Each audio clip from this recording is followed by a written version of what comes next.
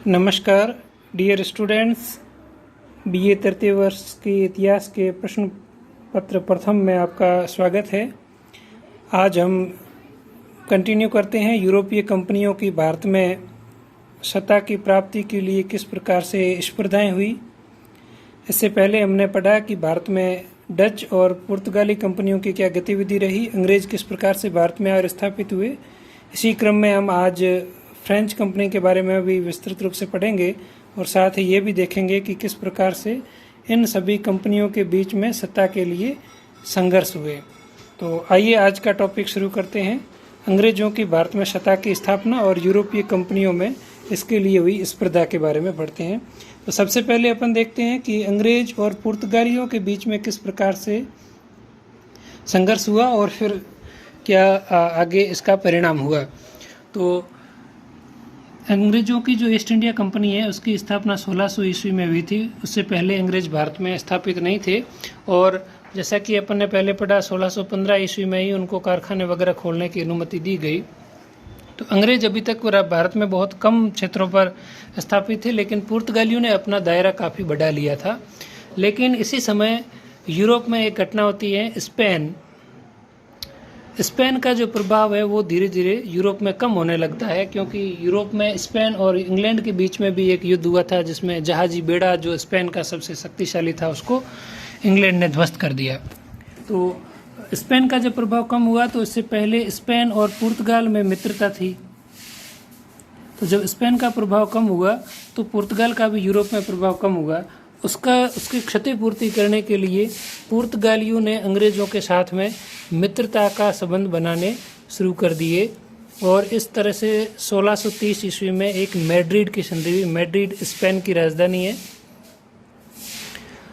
Madrid में एक संधि हुई जिसमें अंग्रेज और पुर्तगालियों के बीच में संधि की गई और इस संधि में यह कहा गया कि इंग्लैंड और पुर्तगाल वो आपस में मित्र रहेंगे, वो शत्रुता का भाव नहीं रखेंगे। वहीं 1554 ईस्वी में फिर से अंग्रेज और पुर्तगालियों के बीच में एक संधि हुई जिसमें पुर्तगालियों ने पूर्वी एशियाई व्यापार में अंग्रेजों का एकाधिकार स्वीकार कर लिया। हमारे सामने यह प्रश्न आता है कि पुर्तगालियों ने ऐसा क्यों किया जबकि भारत में वो काफ़ी मजबूत स्थिति में थे। तो पहला तो ये कि स्पेन के साथ में मित्रता जो थी, स्पेन का पतन हो गया। दूसरा, पुर्तगालियों को दक्षिण अमेरिका में ब्राज़ील जैसा प्रदेश मिल गया था, इसलिए वो वहाँ पर अपना अधिक ध्यान दे रहे थे। और पुर्तगालियों को डचों ने दक्षिण पूर्वी एशिया से निकाल दिया था। भारत पर अधिकार करने के लिए या भारत के साथ में हिंद महासागर में व्यापार करने के लिए ज़रूरी था कि आप दक्षिण पूर्वी एशिया, भारत और अफ्रीका के कुछ क्षेत्रों पर नियंत्रण बनाए रखें, तभी एक साथ व्यापार किया जा सकता है। और पुर्तगाली इसमें विफल रहे, इसलिए उन्होंने अंग्रेजों के साथ में मित्रता स्थापित कर ली। और इस मित्रता का जो चरम है वो 1661 ईस्वी में आया जब एक वैवाहिक संबंध बनाए गए। विवाह हुआ अंग्रेज राजकुमार चार्ल्स के साथ में पुर्तगाल की राजकुमारी कैथरीन का विवाह हुआ। और इस विवाह में जो पुर्तगालियों के पास में मुंबई नामक बंदरगाह था, वो बंदरगाह है वो पुर्तगालियों ने चार्ल्स को दहेज में दे दिया। फिर यही बंदरगाह है वो चार्ल्स ने ईस्ट इंडिया कंपनी को थोड़े से किराए पर चढ़ा दिया था। तो इस प्रकार से पुर्तगालियों ने अपना जो क्षेत्र कब्जे में थे, जैसे गोवा था, दादरा नगर हवेली, दमन और दीव, ये प्रदेश अपने पास में रखते हुए अंग्रेजों के साथ में मित्रता कर ली। अंग्रेज और डचों के बीच में किस प्रकार से संबंध रहे। डचों का जो मुख्य ध्यान था वो दक्षिण पूर्वी एशिया पर था, भारत पर उसका बहुत कम ध्यान था। इसलिए उनका जो व्यापारिक रास्ता भी था और केंद्र भी था वो दक्षिण पूर्वी एशिया, खास करके इंडोनेशिया के जो द्वीप थे वहाँ पर था।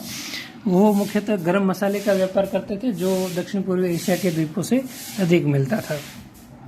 एक छोटी सी झड़प 1653 और 54 में स्वाली में भी, ये पश्चिमी तट पर पड़ता है, और इस झगड़े के परिणाम स्वरूप सूरत में अंग्रेजों को अपना कारोबार कुछ समय के लिए रोकना भी पड़ा। लेकिन शीघ्र ही अंग्रेज है वो अपने को संभाल लिया और 1667 ईस्वी में डचों ने भारत में अंग्रेजी प्रभाव को मान लिया और एक प्रकार से पारस्परिक समझौता या पारस्परिक सहयोग का समझौता 1667 ईस्वी में हो गया। तो इस प्रकार से डचों ने भी अंग्रेजों की लगभग उपस्थिति को स्वीकार कर लिया। ऐसा क्यों किया? क्योंकि डचों का जो पूरा ध्यान है वो दक्षिण पूर्वी एशिया के व्यापार पर था, उनको भी भारत के व्यापार में ज़्यादा रुचि नहीं थी। और 1795 में जब ये सभी संधियाँ हो चुकी थी, उसके बावजूद भी अंग्रेज चाहते थे कि डचों को भारत से बिल्कुल ही निकाला जाए। इसलिए 1749 में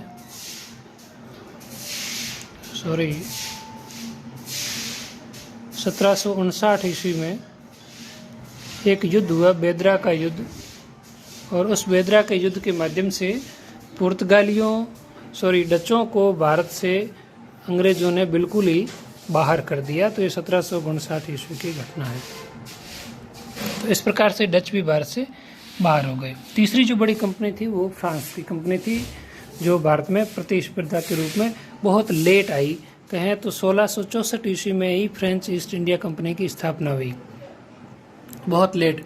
तब तक भारत में अंग्रेजों ने फ्रांसीसियों के अलावा जो डच और पुर्तगाली कंपनियां थी उन दोनों को ही व्यापार से प्रतिस्पर्धा से बाहर कर दिया था। उसके बाद में फ्रेंच कंपनी की स्थापना हुई। यहाँ पर ये हमारे दिमाग में प्रश्न उठता है कि फ्रांस इतना समृद्ध प्रदेश होने के बाद भी इतना देर से इस स्पर्धा में शामिल कैसे हुआ?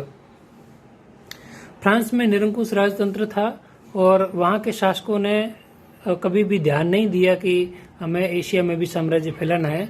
लेकिन 1664 के आसपास वहाँ कोलबर्ट नामक वित्त मंत्री बना, जिसने वाणिज्यवाद के विचारों को प्रशस्त किया। इसको कोलबर्टिज्म कहते हैं, कोलबर्टवाद भी कहा जाता है।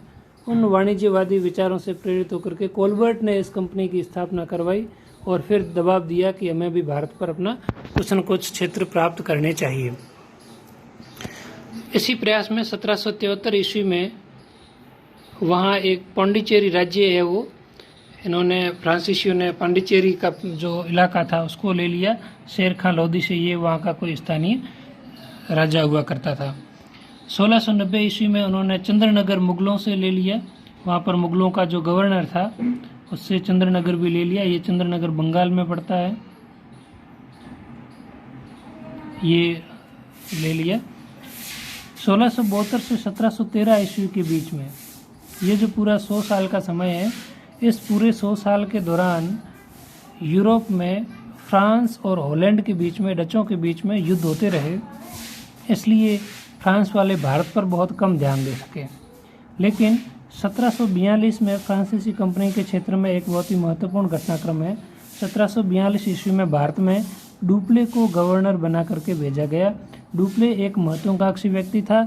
उसने साम्राज्यवाद की भावना को बढ़ावा दिया और वह चाहता था कि मेरा साम्राज्य भारत में स्थायी रूप से बने।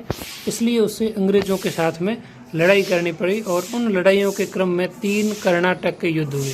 चूँकि कर्नाटक में लड़े गए थे इसलिए इसको कर्नाटक के युद्ध कहा जाता है। ये 3 युद्ध हुए और इन 3 युद्धों के बाद में अंततः फ्रांसीसी कंपनी की पराजय हुई और 1763 ईस्वी में पेरिस की संधि के माध्यम से फ्रांस भी भारत से बिल्कुल ही हट गया। और इस प्रकार से भारत में एकमात्र कंपनी जो स्पर्धा में रही वो अंग्रेज रहे।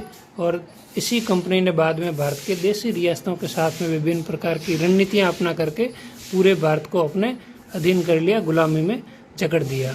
तो इस प्रकार से हमने आज ये देखा कि यूरोपीय कंपनियों ने आपस में किस प्रकार से स्पर्धा की है। अगले टॉपिक में हम ये देखेंगे कि फ्रांस के बीच में जो ये 3 कर्नाटक के युद्ध हुए, ये कर्नाटक के युद्ध कब कैसे हुए और उनके क्या परिणाम हुए।